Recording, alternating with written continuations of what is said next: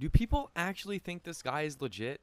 Just look at his mouse cam on some of these clips. The motions he's making do not match at all with what's happening on screen.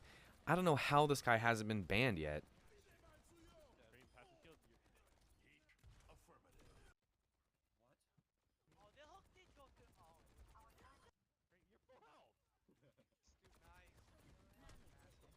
No. Guys, how's that?